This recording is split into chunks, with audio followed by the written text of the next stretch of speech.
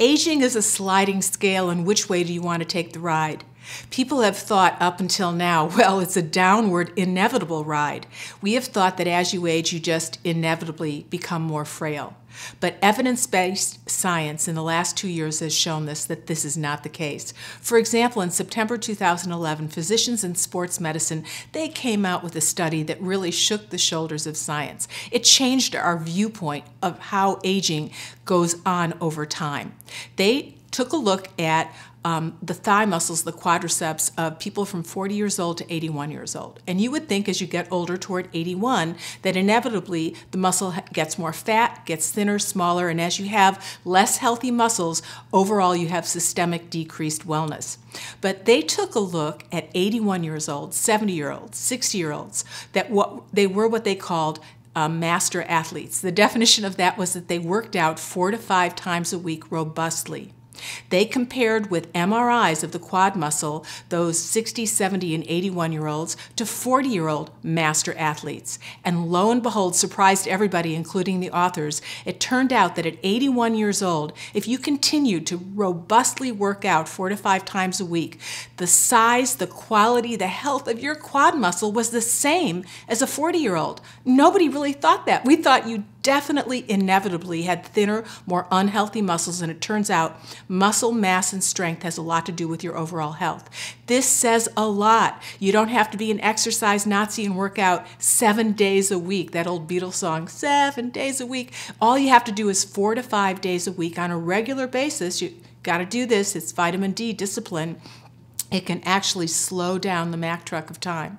We've seen from Texas, I'm from Austin, but we've seen from Dallas at the Cooper Institute in association with the University of Texas that people that just improve their exercise habits, their fitness, wellness, a few more sensible food choices a week, we say about 20% better choices, lifestyle choices a week, on an ongoing basis, they can decrease significantly in their mid-60s the onset of diabetes, Alzheimer's, heart disease. In other words, for just a little bit lifestyle improvement, bang for your buck, you can have much better health in midlife in your mid-60s, and all those inevitable unwell years that we think come when you start having them in your 60s and 70s, you can compress them further on in your life so that they're in a smaller component of your life and you have more robust midlife quality of life. This is really big news.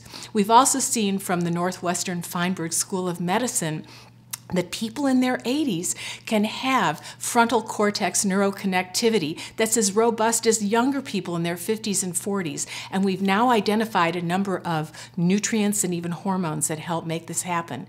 And we've seen from the McGill University Department of Psychiatry unbelievable information. In fact, in 2008, they won the coveted Kurt Richter Award, and they got about $100,000 award for this research. And what they did was they could take neuroimaging and look inside the brain. And most of us, as we age, we get wear and tear of our brain just like we do of our skin and the lining of our GI tract.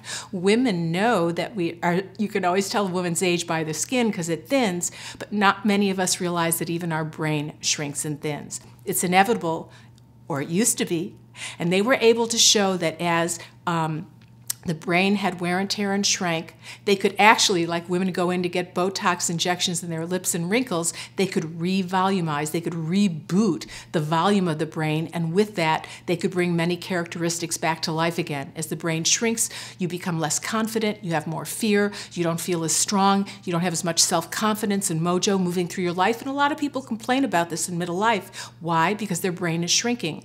They were able to unshrink the brain and prove it with neuroimaging. They did it with hormone rebalancing. It's also done with exercise and a number of other exciting things, like certain nutrients that have been identified. For example, lithium in a supplement form was labeled by Nature magazine as the aspirin of the brain. We all know that daily aspirin can ward off a lot of different illnesses, even over time, many lines of cancer. Well, there's now nutrients that can keep the brain plumped up, and then that translates into you having more confidence, less fear, better in a conversation, hold your own, and face that day with more hope and mojo to reach the demands that you want of the day. This is really big stuff. Then we learned from Washington State University and Gary Meadows. I love this. We learned the power of food. As we age, many of us have more genes that allow us to be exposed to an increased number of cancer cells. But the real trick of being the victim of cancer is if it can travel throughout your body and metastasize and attack other organs. Meadows' research was able to identify very specific healthy foods, we call them power foods, that could down-regulate the genes that allow cancer to travel throughout the body and really be life-threatening. Do you see what this is all coming together to say to you? That your habits, your exercise, the way that you eat, the foods that you choose, even the thoughts that you think, the amount of time that you put in toward exercise, and you don't have to do all of these things 100%. All you have to have, according to Cooper, is about a 20%, about a 1/4% improvement from the way that you've been living. And what do you reap? You reap a better aging sliding scale where you're sliding up. And I have a lot of patients in their 70s, 80s, and 90s that actually say in a short period of time, with identifying what's holding them back and improving their life choices, they feel better than they've felt in years, if not than they've ever felt before. So I say, go for it. 60 can be the new 40, 70 can be the new 50. Did you take a look at Jane Fonda at the Academy Awards? Tall, robust, in that gorgeous yellow dress with the gold belt. And I was thinking to myself, OMG, she's in her mid-70s and she's saying that her boudoir is happier than it's ever been. I'm telling you, you don't have to have the old inevitable 60, 70, and 80, even 90 years old. You can now be a game changer. And why fall apart just when you're figuring life out? Why not feel better and better and use all that you've learned in the first half of your life and now truly enjoy it? I think that's the way to go.